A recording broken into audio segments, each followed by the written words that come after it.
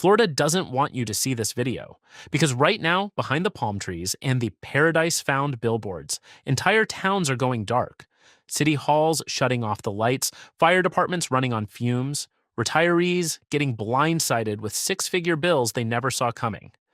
This is 11 Florida towns that are quietly, embarrassingly, almost impressively going broke. And the reasons are wilder than you think. We've got a city so corrupt, the state literally seized its checkbook. A fishing village that got hit by two hurricanes back to back and basically stopped existing.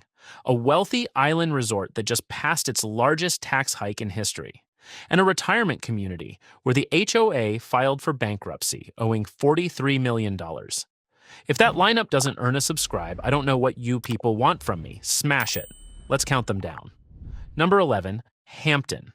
Population 477. And somehow, those 477 people managed to create one of the most absurd municipal scandals in the entire state of Florida, which, considering the competition, is genuinely impressive. Hampton sits along U.S. Route 301 in Bradford County, about an hour southwest of Jacksonville. It is a blink and you miss it kind of place. A few hundred homes, a gas station, some scattered oak trees. The kind of town where everybody knows everybody, and the biggest weekend event is arguing about lawn care. There is no downtown. There is no strip mall. There is barely a reason to slow down unless you live there. And that last part is the key. Because Hampton figured out a way to make money off the people who didn't slow down. The town operated a notorious speed trap on a 1,260-foot stretch of highway where the speed limit dropped from 65 to 55 for absolutely no engineering or safety reason. The only purpose was to catch out-of-town drivers and ticket them. And it worked. That tiny piece of asphalt generated roughly $250,000 a year in fine revenue. For a town of 477 people, that was the budget. That was the whole operation. That would have been embarrassing enough on its own. But then came the 2014 state audit. Investigators found 31 violations of local, state, and federal law. The water utility was running shady, with charges to residents that didn't add up. Budget records were either missing or incomplete. Money was unaccounted for. And the mayor? Arrested and jailed on drug charges. Not financial crimes, drug charges, in the middle of a corruption investigation. State lawmakers didn't just get angry, they moved to dissolve Hampton entirely, wipe it off the map, fold it back into unincorporated Bradford County. It would have been the first time anyone could remember the state of Florida actually deleting a town from existence. Hampton survived by the thinnest of margins, cleaning house just fast enough to avoid the axe. But the reputation never recovered, and the speed trap revenue, that's gone too. So now Hampton is a town of 477 people, no scandal income, and a Wikipedia page that reads like a comedy sketch. Number 10, Lauderdale Lakes. This one is a slow bleed, not a dramatic explosion.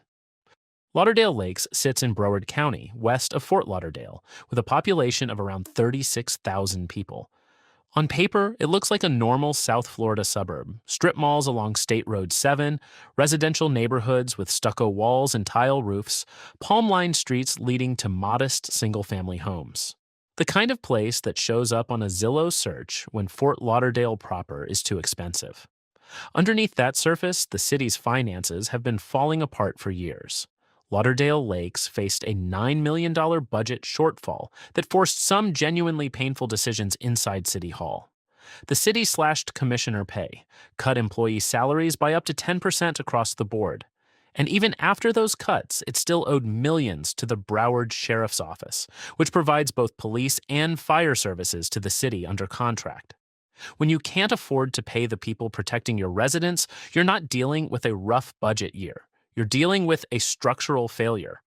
The part that makes this one sting is the demographics. Roughly 40% of Lauderdale Lakes residents live on fixed incomes. Retirees on Social Security, disability recipients, people who moved to a quiet Florida suburb specifically because it was affordable and stable. They weren't looking for excitement, they were looking for predictability. And now their city is cutting services and raising fees because the math doesn't work anymore. There's no hurricane to blame here. No dramatic satellite footage, no GoFundMe campaigns or celebrity fundraisers, just a city that slowly, year after year, spent more than it brought in until one day the spreadsheet turned red and nobody had a plan. The roads still need paving, the streetlights still need maintaining, the sheriff's office still wants to get paid. And the residents, many of them on fixed checks from the federal government that do not go up just because city fees do, are caught in the middle of a budget fight they never signed up for. Number 9. Gulfport. Gulfport is the kind of place that shows up on hidden gem lists, a charming, artsy little beach community on the south side of Pinellas County, right along Boca Ciega Bay. Murals on the buildings, independent galleries on every block. A Tuesday night fresh market where people buy handmade soap and locally roasted coffee and argue about which food truck has the best tacos. It has a vibe. It has character. It is exactly the kind of Florida town that people romanticize when they talk about moving to the Sunshine State.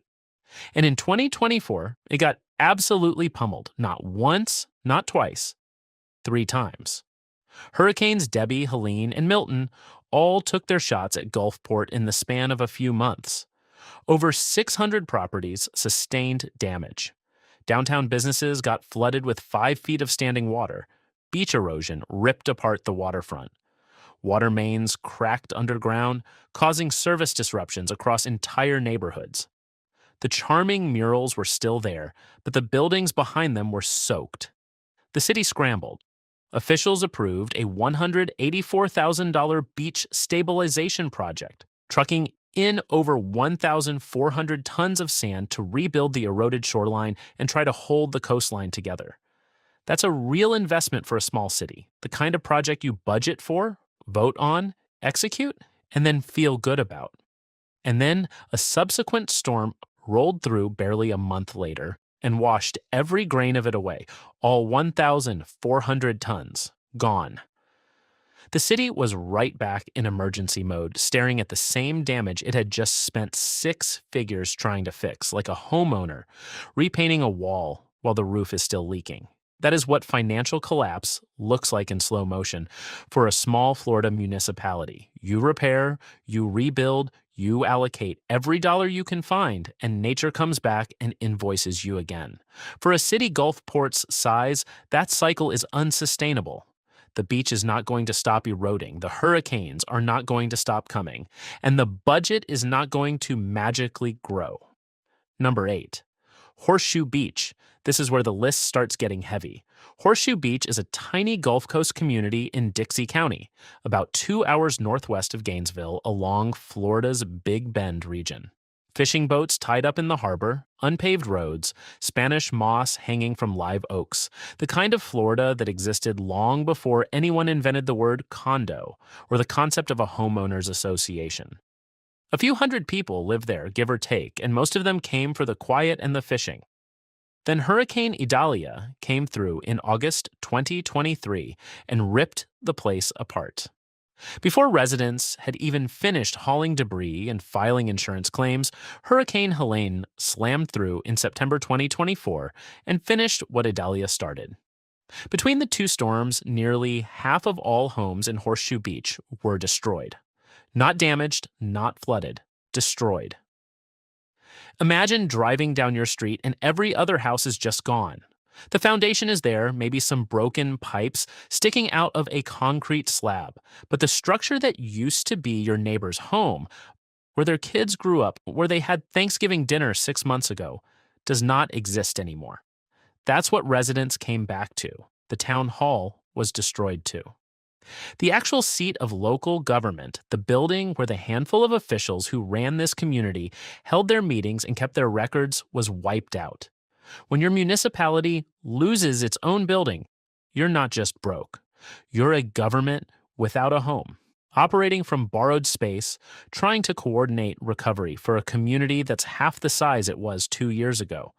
Horseshoe Beach doesn't make national headlines. It doesn't have celebrity residents or billion-dollar property, assessments, or a tourism board with a marketing budget. Cable news doesn't send correspondents to Dixie County. There are no benefit concerts, no viral fundraising campaigns. It's just a small town full of regular people who lost everything they had and are now trying to figure out if there's enough left, enough houses, enough neighbors, enough reason to rebuild around. Some of them are rebuilding anyway. Others have quietly moved on. Number 7, Steinhatchee. Steinhatchee is about 30 minutes up the coast from Horseshoe Beach, straddling the border of Taylor and Dixie counties along that same stretch of Florida's Big Bend. It's a fishing village of about 500 people, weekend getaway energy, kite rentals, bait shops, a beloved waterfront spot called Krabby Dad's Bar and Grill that served cold beers and fried mullet to anyone who wandered in off the docks. The kind of place where you go to forget that deadlines and spreadsheets exist.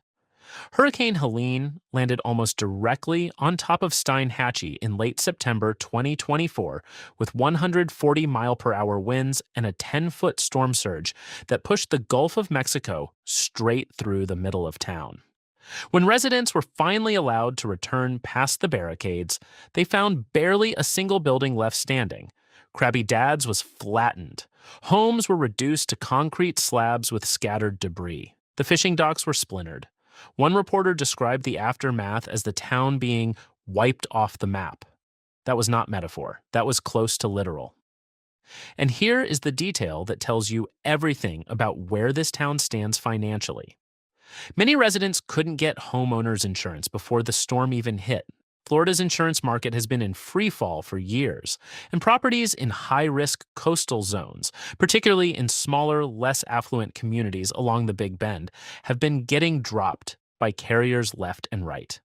Premiums doubled, tripled, and then the renewal letter just stopped coming entirely. So when Helene hit, these families had no insurance payout waiting, no claims adjuster showing up, no check in the mail, just a destroyed home and a mortgage that still needs to be paid on a property that no longer has a structure on it. This was also Steinhatchee's second direct hit in roughly 13 months. Idalia had carved through the area in 2023, back-to-back devastation in a community that was barely scraping by before the first storm arrived. If you're finding this video useful or just morbidly entertained, do me a favor and hit that like button. It genuinely helps more people find this channel, and honestly, more people need to see what's happening to these towns. All right, back to the countdown. Number 6, Cedar Key. Cedar Key is a place people fall in love with. A small island community off the Gulf Coast in Levy County, accessible by a single road that stretches across the saltwater marshes connecting it to the mainland. It produces about 90% of Florida's farmed clams, making it one of the most important aquaculture hubs in the entire state. Artists, commercial, fishermen, and retirees share the island. The vibe is Key West without the cruise ships, without the spring breakers, without the souvenir shops selling shot glasses shaped like flamingos. Just a quiet island with real character. Then 2023 happened. Hurricane Idalia slammed Cedar Key with catastrophic storm surge that pushed saltwater deep into the island's small business district. The island was barely into its recovery, still patching roofs and pumping basements, when 2024 brought Hurricanes Debbie and Helene back to back. Helene's surge topped 10 feet, turning streets into canals and shoving water into every shop, restaurant, and gallery on Dock Street. Helene destroyed the island's only grocery store. 5 months after the storm, it was still sitting in ruins. Residents had to drive off the island across the causeway and onto the mainland just to buy milk and bread. A fire also gutted several Dock Street businesses that had managed to survive the flooding, which felt less like bad luck and more like the universe making a point. The once bustling waterfront district that used to draw tourists from across the state went quiet. Shuttered storefronts, empty parking lots. Dock Street, which used to be the beating heart of Cedar Key's economy, started looking like a ghost town. The city had ambitious resiliency plans before all of this, engineering studies, community input sessions, blueprints for how to hurricane-proof the island's most vulnerable infrastructure. All of that got shelved indefinitely. Officials said they had to abandon long term planning to focus entirely on immediate survival, which is the municipal equivalent of canceling your gym membership because you can't afford groceries. 3 hurricanes in 13 months, a clam farming industry in limbo, an island that used to feed 90% of the state's clam market now wondering if the farms can survive another season. Dock Street, once packed with tourists eating fresh seafood and browsing art galleries, sitting quiet and boarded up. And a city government that's openly, publicly questioning whether Cedar Key even has a viable long term future as a functioning community. Cedar Key is still there on the map, technically. But the Cedar Key that people remember, the one on the postcards and the weekend trip lists, may not be coming back. Number 5, Okeechobee. Every other town on this list so far has a hurricane story. Okeechobee doesn't. And that's exactly what makes it so alarming. Okeechobee is an inland ranching town of about 5,500 people in the county of the same name, sitting near the northern shore of Lake Okeechobee in south central Florida. Cattle pastures, feed stores, the kind of rural Florida where people drive trucks because they actually need trucks. It is about as far from the Gulf Coast tourist economy as you can get in this state. No beachfront condos, no storm surge risk maps, no dramatic helicopter footage of flooding. What Okeechobee does have is an insurance crisis that is gutting the community from the inside. According to an analysis of U.S. Senate Budget Committee data, Okeechobee County's insurance non-renewal rate hit 8.3% in 2023. That number doesn't sound dramatic until you learn what it used to be. The non-renewal rate surged over 4,000% since 2018. And in 2022, nearly a quarter of the county's policyholders received non-renewal notices. 1 in 4 homeowners opened a letter from their insurance company saying, "We're done. Find someone else. Good luck." The median household income in Okeechobee is $52,288 a year. These are not people who can casually absorb a sudden tripling of insurance premiums. And the ones who lost coverage entirely face an even uglier trap. Without insurance, selling your home becomes nearly impossible because mortgage lenders require it. So you're stuck in a house you can barely afford to protect, in a real estate market where nobody can afford to buy it from you. In a county where the insurance industry has essentially said, "We don't want to do business here anymore." Okeechobee breaks the narrative that Florida's financial crisis is a coastal problem caused by storms and storm surge. This is cattle country, flat pastures and citrus groves stretching to the horizon. There is no ocean front to erode. There are no barrier islands to flood, no dramatic before and after drone footage to put on the evening news. And yet, the same financial forces tearing apart beach towns on the Gulf Coast are quietly hollowing out this inland ranching community from the inside. The mechanism is different, but the result is the same. People who can't insure their homes can't sell their homes, and a town full of unsellable houses is a town with a shrinking future. Nobody is putting that in the relocation brochure. Number 4, Fort Myers Beach. If you watched the news in late September 2022, you saw Fort Myers Beach. Hurricane Ian made landfall on this barrier island in Lee County with 150-mile-per-hour winds and a storm surge that swept entire neighborhoods into the Gulf of Mexico. The footage was apocalyptic. Entire blocks of beachfront homes and vacation rentals reduced to splinters. The iconic pier gone. The landscape was almost unrecognizable from the air viewed through a helicopter window. What you probably don't know is that more than 3 years later, the town still cannot balance its budget. Fort Myers Beach's town hall has been operating out of a temporary trailer since the storm, not a short-term emergency measure that lasted a few extra months, a trailer, for over 3 years. That is the seat of government for a town that used to run one of the most profitable tourist economies on the Gulf Coast. The workforce has shrunk to 69 full-time employees, down about 18 from pre-Ian staffing levels. Positions that left after the storm simply never got filled because the budget can't support them. For the 2026 fiscal year, the town faced a $1.2 million shortfall, and the council voted 4-1 to raise the millage rate by 26%. Three town-run facilities are projected to run a combined $2 million deficit this year alone. Lost revenues include nearly $300,000 in public service tax and over $250,000 in state communication tax. Revenue streams that used to flow automatically from a thriving beach economy have dried up because the beach economy is still on life support. Before Ian, Fort Myers Beach was a cash machine. Spring breakers filling the hotels, families renting vacation homes every summer, restaurants packed 7 nights a week, tax revenue flowing like clockwork. Now it's a barrier island running on fumes, governed from a trailer, parked where a building used to be, raising taxes on the residents who stayed while hoping the tourists eventually come back in enough numbers to close the gap. Number 3, Sanibel Island. Sanibel is the upscale version of everything Fort Myers Beach is going through, except the numbers are bigger and the homes cost more.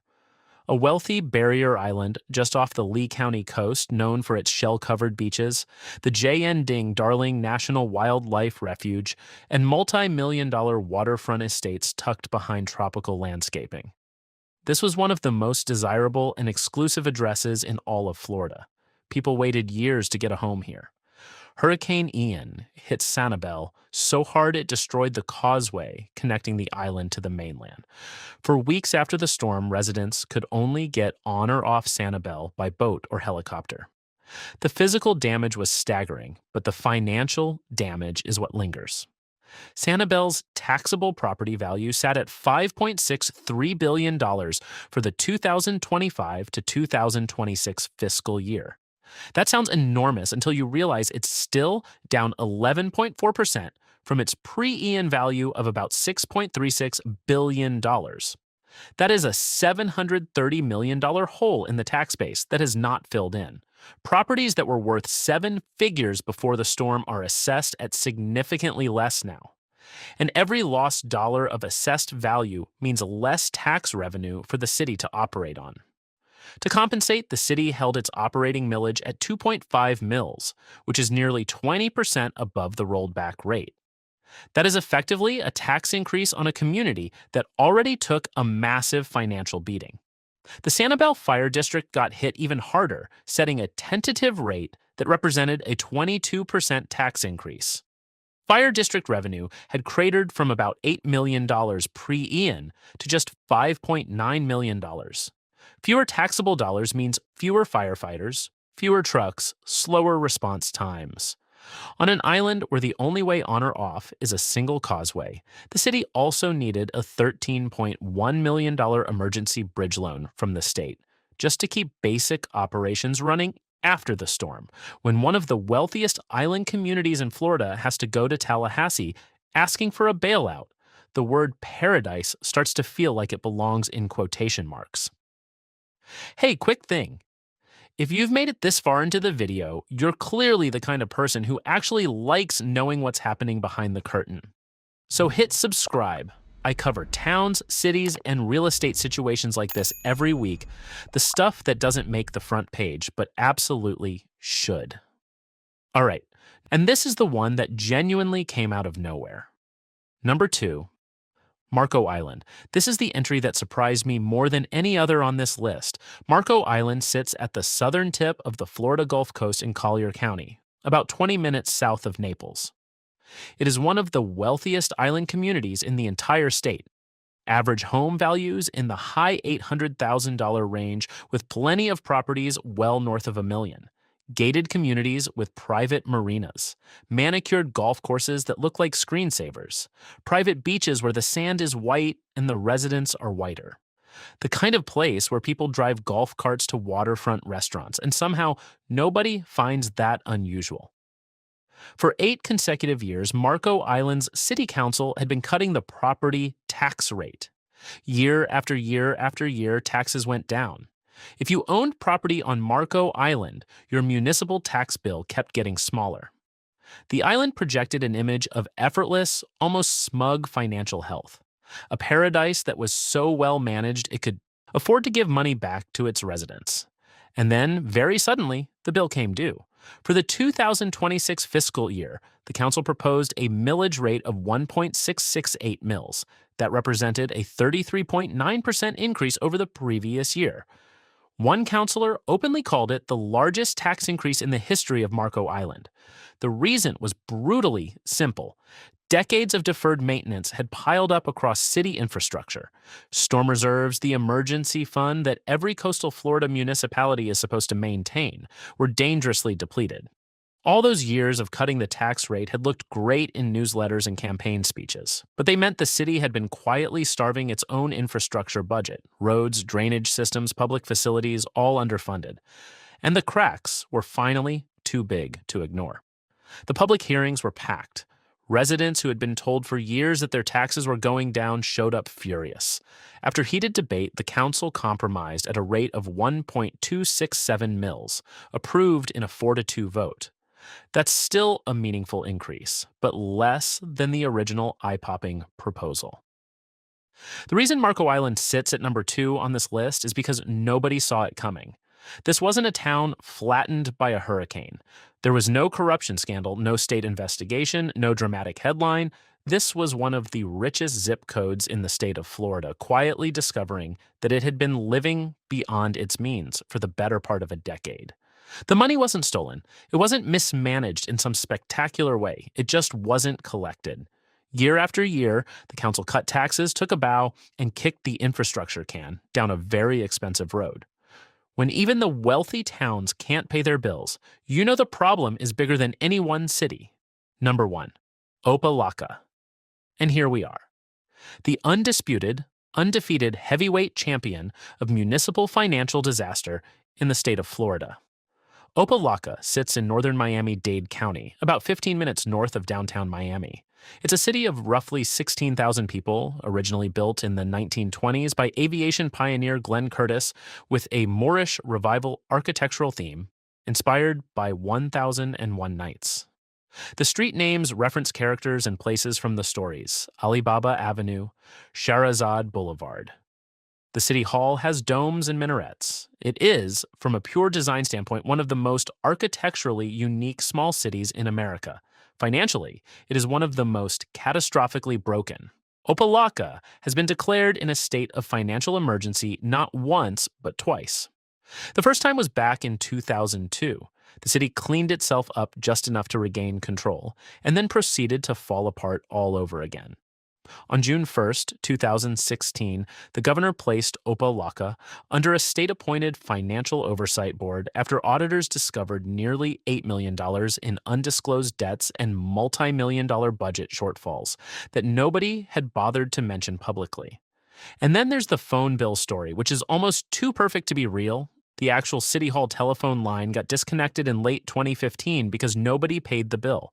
A functioning American municipality with a mayor, a city commission, a police department, and employees who presumably needed to make and receive phone calls as part of their jobs, lost phone service because the bill went unpaid. If you wrote that into a sitcom, the network would reject it for being too unrealistic. The state of Florida stepped in hard after 2016. At one point, a governor-appointed team was reviewing every single invoice the city processed, every purchase order, every contract, every expenditure. The chief inspector general publicly warned that Opa-locka was teetering on the brink of bankruptcy. State lawmakers floated the idea of dissolving the city entirely, absorbing it back into unincorporated Miami-Dade County. But the problems didn't stop with the financial oversight. Corruption kept surfacing like a whack-a-mole game that nobody could win. In October 2024, a city building official was arrested on felony bribery charges. Not the first arrest, not the first scandal, just the latest in a long chain of incidents that has stretched across multiple administrations and multiple decades. And that's what makes Opa-locka the number 1 entry on this list.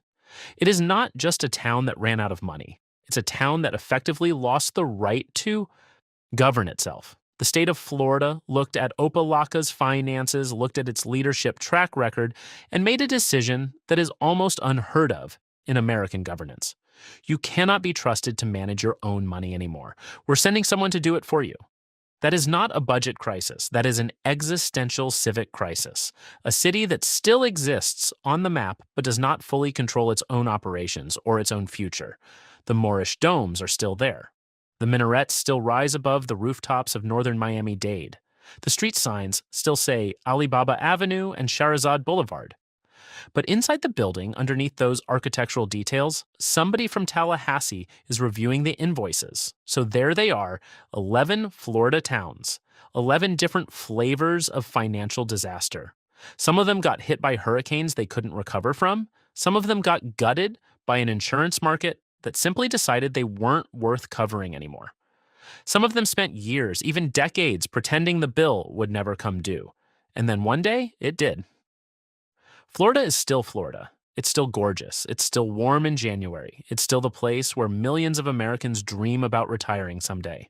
Just maybe check the city budget before you sign that mortgage. Ask when the last hurricane hit. Ask what the insurance premiums look like. Ask how old the infrastructure is and who's been paying to maintain it. Because the towns on this list didn't go broke overnight. They went broke slowly, quietly, one deferred repair and one unpaid bill at a time. And by the time anyone noticed, the damage was already done. If you made it to the end of this one, you're a real one. Subscribe if you haven't already. I'll see you in the next video.